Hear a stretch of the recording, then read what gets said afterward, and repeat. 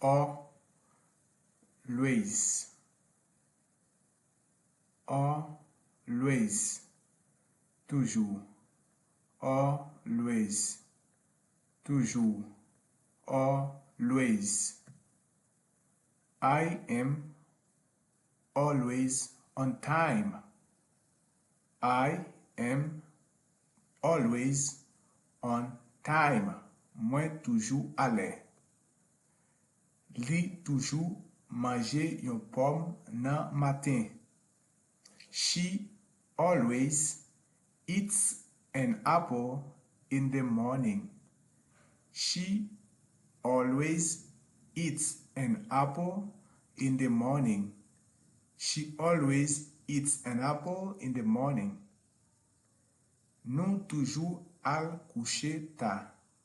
We always go to bed late. We always go to bed late. We always go to bed late. Jamè, janm, never, never, never. M'pa jam en reta lekòl. I am never late for school. I am never late for school. I am never late for school. Ou pa jam en reta nan travay la. You are never late for work. You are never late for work. You are never late for work. Li pa jam al kouche avan 11h. She never goes to bed before 11 p.m. She never goes to bed before 11 p.m. She never goes to bed before 11 p.m. Jamè, m'patap jam di sa. Never, I would never say that. Never, I would never say that. Never, I would never say that. Abitye, usually, usually, usually. Mwen abitye leve a 7h nan maten chak jou. I usually get up at 7 a.m. every day.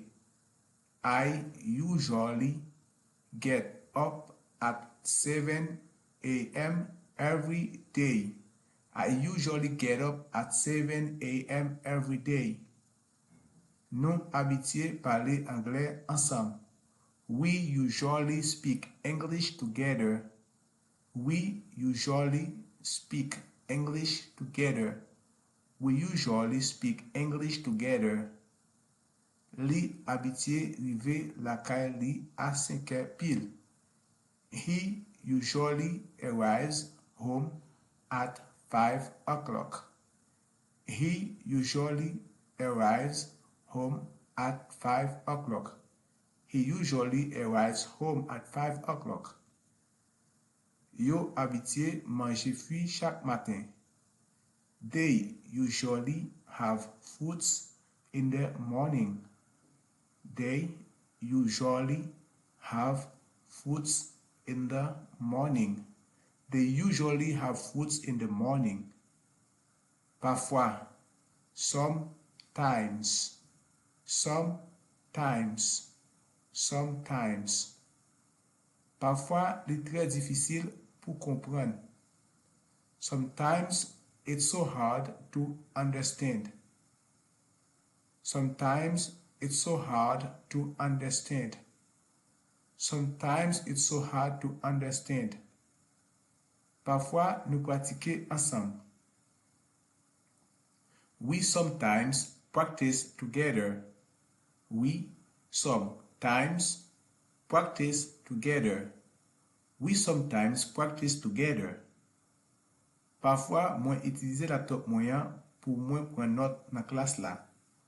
I sometimes use my laptop to take note in the classroom. I sometimes use my laptop to take note in the classroom. I sometimes use my laptop to take note in the classroom. Parfois, mwen wè li nan supermarket la. I sometimes see him at the supermarket. I sometimes see him at the supermarket. I sometimes see him at the supermarket. Rarement, rarely, rarely, rarely. Yo rarement wè yon bagay kon sa. They rarely see something like this. They rarely see something like this. They rarely see something like this. Mwen rarement ale lekòl a pied. I rarely go to school on foot. I rarely go to school on foot. I rarely go to school on foot. Nous rarement parler ensemble. We rarely talk together. We rarely talk together. We rarely talk together. Souvent, often, often, often. Mwen souvent aller l'école sous bus. I often go to school by bus. I often go to school by bus. I often go to school by bus. Nous souvent jouer nan après-midi. We often play in the evening. We often play in the evening. We often play in the evening. Maman souvent rele mwen après travay. My mom often calls me after work. My mom often calls me after work. My mom often calls me after work. Li souvent visite parents li nan weekend. She often visits her parents on the weekend. She often visits her parents on the weekend. She often visits her parents on the weekend. Normally, normalement, normally, normally. Kelly abat normalement. Her heart is beating normally. Her heart is beating normally. Her heart is beating normally. Jis essayé comporter normalement. Just try to behave normally. Just try to behave normally. Just try to behave normally. Normalement, mwen leve à 5 pile. I normally get up at 5 o'clock. I normally get up at 5 o'clock. I normally get up at 5 o'clock. Generally, generally, generally, généralement. Généralement parlant, moi pas manger viande. Generally speaking, I don't eat meat. Generally speaking, I don't eat meat. Generally speaking, I don't eat meat. Déjà, already, already, already. Moi te déjà dit ou réponse là. I already told you the answer. I already told you the answer. I already told you the answer. Yo te déjà connaît ça parce que te dit yo. They already knew this because she had told them. They already knew this because she had told them. They already knew this because she had told them. Moi déjà fait. Ou qu'on manger? I've already done it. Have you eaten yet? I've already done it. Have you eaten yet? I've already done it. Have you eaten yet? Mwen te deja di ou pa vini. I already told you not to come over. I already told you not to come over. I already told you not to come over. Li te rich deja. He was rich already. He was rich already. He was rich already.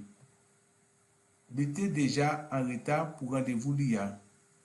He was already late for his appointment. He was already late for his appointment. He was already late for his appointment. Ko, yet, yet, yet. Mwen pa ko di aucun lot moun. I have not told anyone else yet. I have not told anyone else yet. I have not told anyone else yet. Li pa ko fini. He hasn't finished yet. He hasn't finished yet. He hasn't finished yet. Ou parlez avec lui déjà? Have you already talked with her? Have you already talked with her? Have you already talked with her? No, not yet. No, Mbako. No, Paco. No, not yet. No, not yet. Anna pa dwe ko by vague. Anna shouldn't give up yet. Anna pa ta dwe ko by vague. Anna shouldn't give up yet. Anna shouldn't give up yet. Anna shouldn't give up yet. Henry pa dwe ko ale paske boss la toujou ap pale. Henry must not leave yet because the boss is still talking. Henry must not leave yet because the boss is still talking. Henry must not leave yet. Henry must not leave yet because the boss is still talking. Henry must not leave yet because the boss is still talking. Henry must not leave yet because the boss is still talking. Mwen pa ko weli. I haven't seen him yet. I haven't seen him yet. I haven't seen him yet. Li pa ko text mwen. He hasn't texted me yet. He hasn't texted me yet. He hasn't texted me yet. Li pa ko voyel. She hasn't sent it yet. She hasn't sent it yet. She hasn't sent it yet. Li pa ko vini. He hasn't come yet. He hasn't come yet. He hasn't come yet. Nou pa ko manje. We have not eaten yet. We have not eaten yet.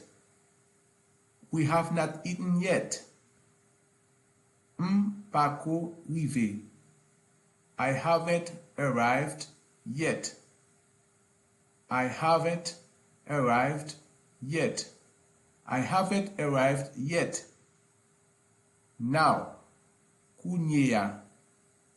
Kunyeya. Now. Now. Mwen ap rele ou kounye ya. I am calling you now. I am calling you now. I am calling you now. Kom ou la kounye ya, kite m relel. Now that you are here, let me call him. Now that you are here, let me call him. Now that you are here, let me call him. Mwen vle ale kounye ya. I want to go now. I want to go now. I want to go now. Achete kounye ya, paye pita. Buy now, pay later. Buy now, pay later. Buy now, pay later. Ou ka tande mwen kounye ya? Can you hear me now? Can you hear me now? Can you hear me now? Kounya wap pale. Now you talking. Now you talking. Now you talking. Ou ka paye mwen kounya ou bien pita. You can pay me now or pay me later. You can pay me now or pay me later. You can pay me now or pay me later. Mwen pa gen nouvel li jis kounye ya. I don't hear from him up to now. I don't hear from him up to now.